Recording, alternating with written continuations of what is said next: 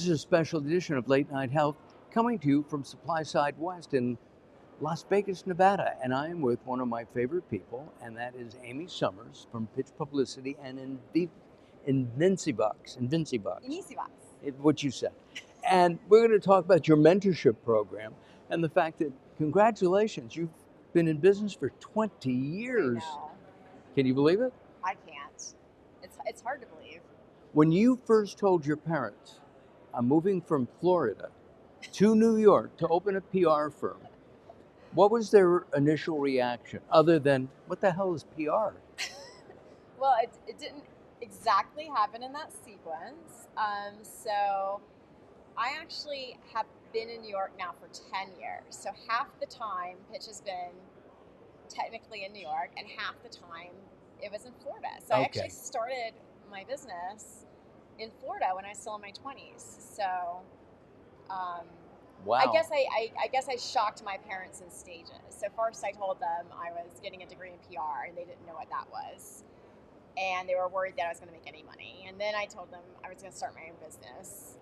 And then later I said I was going to move to New York. Probably the biggest shocker was moving to New York. I don't think that they wanted me to do that because they didn't think they were going to see me a lot. But if you follow me on social, then you know that my mom is with me all the time now. Yeah, and I have to tell you, we spent a day with Amy and Mary in Hollywood. We had such a good time.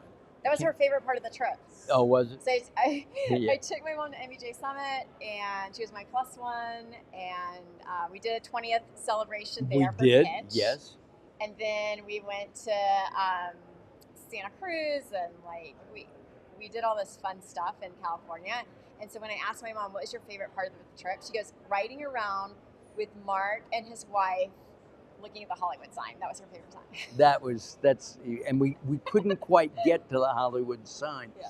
One of the things that you do that I think is unique is in the PR and the media business is that you mentor people. I've been trying to get Amy to mentor me, and I'm still working on it. Most of your people are from Florida, University of Florida. We do have a student from Penn State. Yes, you do. And she is actually, I put her in charge of putting together our 20th anniversary party in New York City that you're coming to. Oh, yes, I can't wait. So Nicole, so we do have that coming up. So I've branched out a little bit, but initially a lot of my students were coming from the University of Florida because I'm an alumnus from the University of Florida, and I had a good pipeline there with professors and the deans, and it was, it made sense for me to get a lot of the students there. And then when I started this internship program, which I started it over a decade ago, like 13 years ago, it was a remote internship. So even when I was in New York, they were able to do this remotely. So really, I can work with any students from anywhere in the country. And I'm working on developing more relationships with other colleges. I think it's really, you have to really work on that when you put together an internship program. It's not easy to just post and say, I have an opening. These students really rely on their professors to guide them to the right places. So on an employer's side of it, you really have to develop relationships with the universities. And I've worked with Amy longer than 20 years because she was with other PR firms and she was pitching me then. So we go back a long time. And you train your mentees differently, okay? In that I get phone calls, I get texts and emails a lot. That one of my biggest complaints, and I've said this to you before, is that I'll get an email and say, hey, you want to interview so-and-so, so-and-so? And I go, yeah, that sounds great. And then I'll send them an email, call me, never hear from them again. If I was that PR client, I'd dump the agency overnight. I mean, that's ridiculous. Well, a lot's changed in how we communicate with people. Even from when I started early on in my career, 20 plus years ago, pitching you. I remember the phone was the main way we pitched, and journalists, they picked the phone up. They still do sometimes, but it's a lot harder to reach people by phone.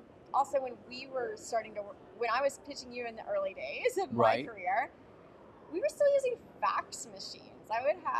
Yeah. I would have producers tell me, just fax it to us. And when I tell, some of our interns that now, they laugh because they don't even know what a fax machine is.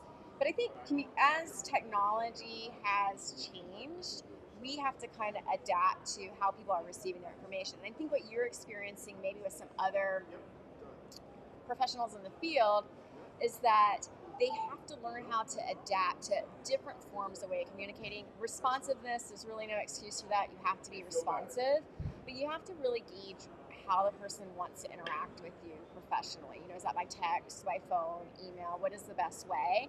And then really customize your approach. But actually, at our event in New York City, we're going to be looking at how technology has changed as it relates to communications in the past 20 years. So from 2003, when Pitch started, to 2023, that is our theme. So we're looking at communications technology. So I think you're going to have a lot of fun seeing what we have planned. I love that. But at the same time, to me, this is a relationship business. Sometimes, if I'm interviewing a doctor, okay, and I'll get a call 3 hours before showtime, and they'll say the doctor's in surgery. Well, I understand that, but now I need a guest. So it's hard when people don't respond. So it's really important. And as a consumer, if you're watching this as a consumer, know that public relations really helps drive news. Every news, every celebrity, every politician, every author has somebody doing media relations or public relations. Somebody like Amy. All right, 20 years from now, Yes. are you going to be retired on the beach in Maui? Where? This is a question I keep asking myself because I'm a planner, so I really do think about my future a lot. And because I am my only person, and I am taking care of myself, I don't have any backup plans. And this is my company. I really have to be thinking about what is the future.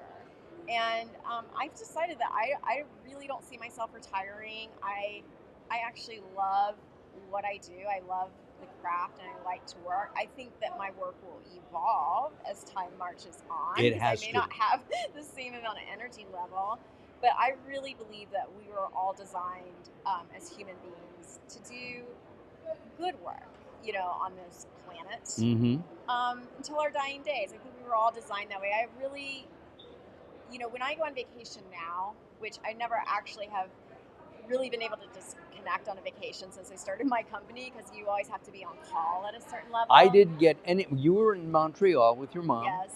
I didn't get any emergencies, Well, but others may have. Well, that's because I blocked my calendar and none of my clients had interviews that week. I've learned how to do this now.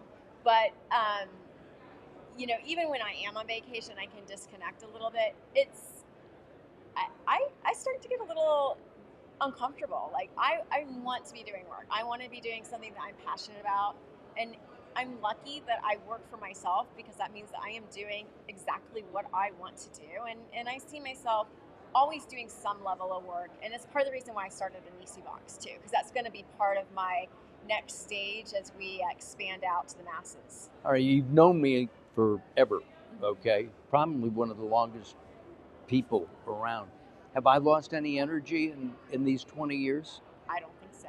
I was just wondering. You're somebody too that I think really likes and enjoys what he does for a living, and it shows in all your interviews, and people are just drawn to you. And I've watched you and your career over the years, and you really enjoy that. And I think it's important to find something that you love to do, and I don't think that you have to stop doing it. I think that even if you have to retire from your company, that you can still tap into your passions and help others. So my passion has always been talking, because I learned so much from people like you and your clients.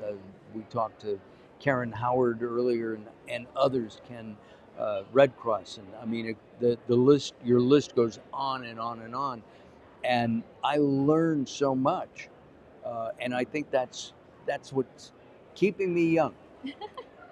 I look forward to New York. One little secret from New York.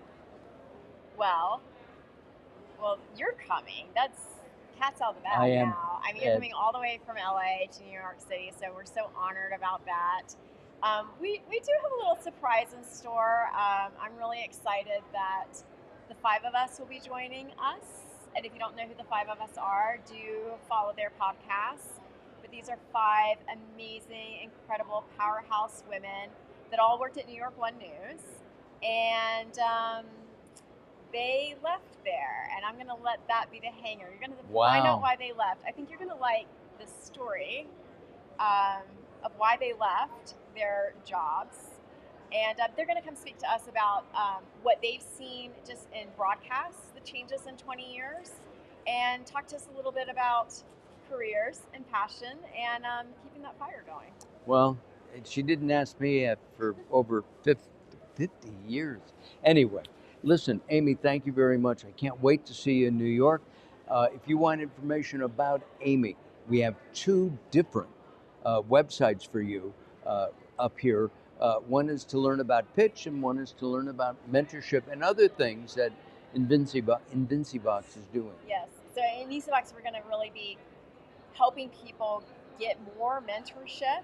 So we already are offering a lot of free sessions that you can come join us for Skillshare sessions. We have one coming up on November 16th. And so if you go to INICIVOX.com and you say, I want to sign up for a mentor Skillshare session, you can come to our November 16th one. And we're trying to offer a lot more of that virtually. So it's virtual mentorship. Wow. Yes. All right. Well, Amy is it. I'm Mark Alyn. This is Late Night Health.